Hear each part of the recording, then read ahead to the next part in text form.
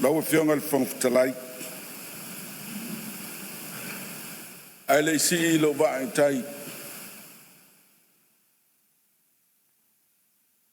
Au lava no tilo ma matau ta whengal pai.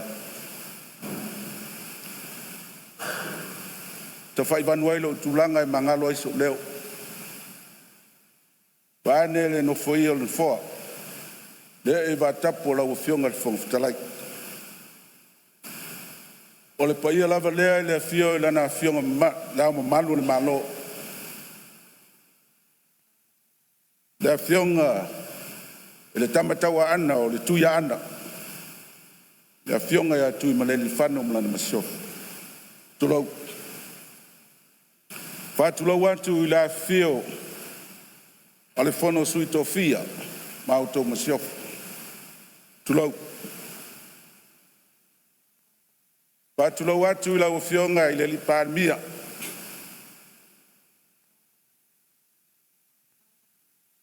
Lau sunga I le lauli le Aotearoa. O le tamao le atunu.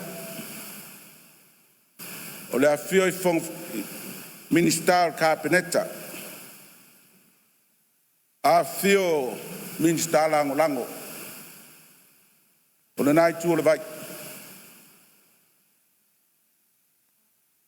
Le foi afio atu le Afioga le taitai o le tuangai le sunga le tulepo le alo le Aotearoa.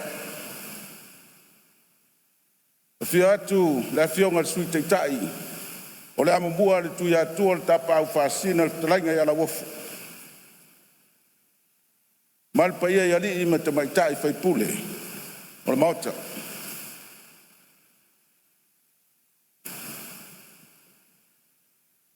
Pa ia tele lea o lo puipuia wale e papa ao la Afioga I le whangwhitalai.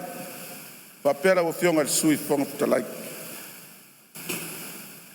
E le whangaloina e lo leo mas whamtalanga. Le fio la Afioga le whamsinsili.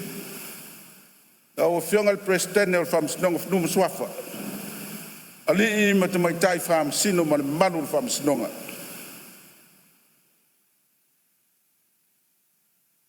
E tu foi e manatu.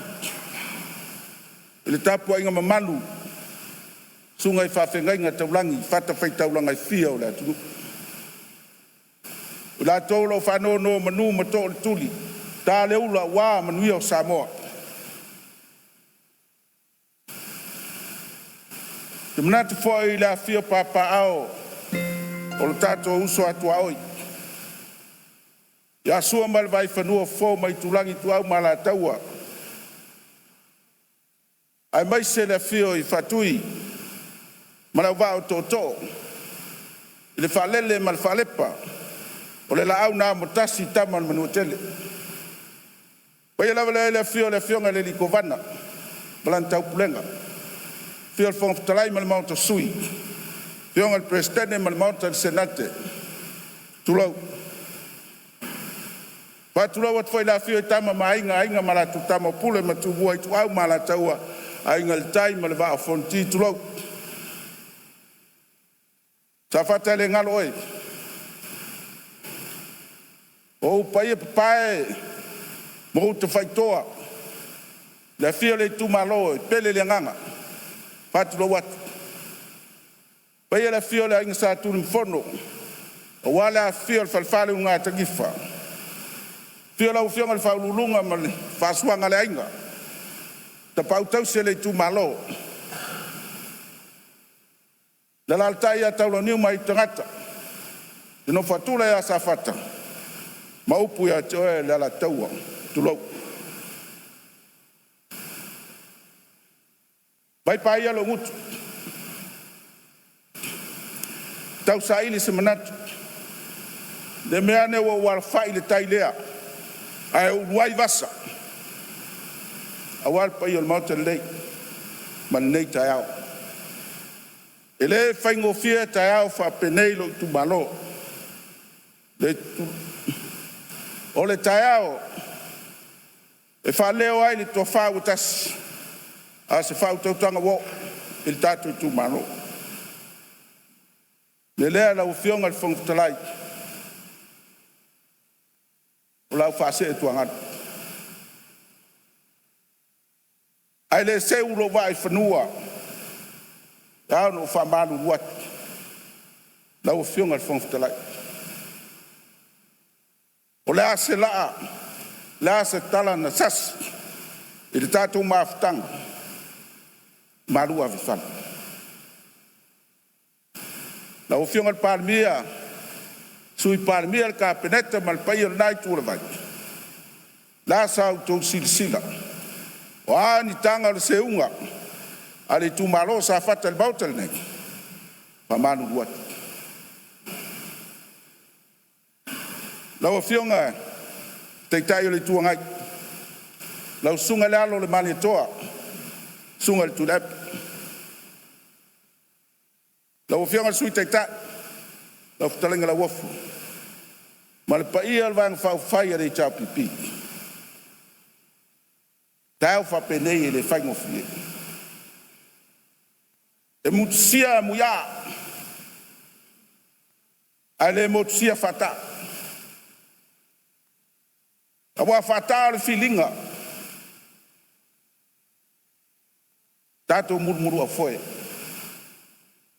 Ma le taele o lo wanganga. Whama walalo atuai.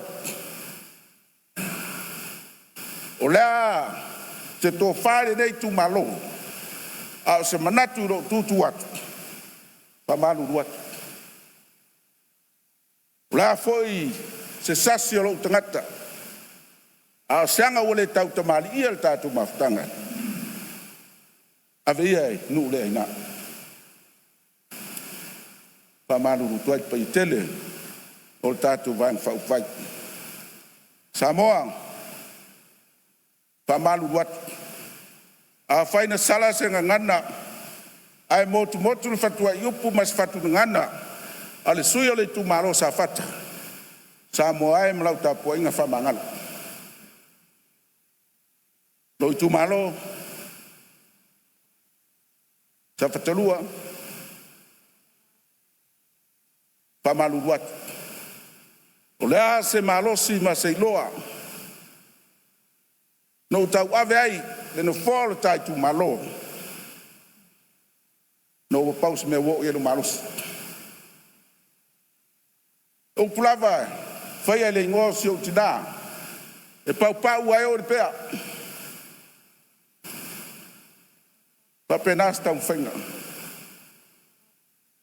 Las tau whainga walo tātou Itūmālō.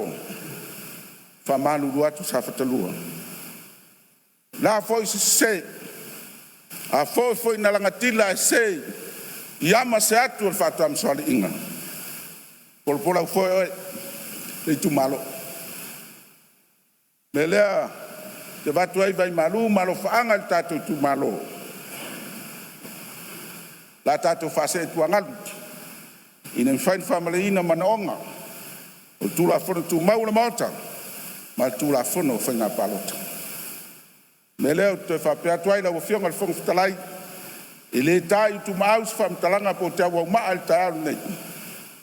Paula whamtalanga. Whamalu ruatu la wafionga le whongwhitalai. La wafionga le sui whongwhitalai.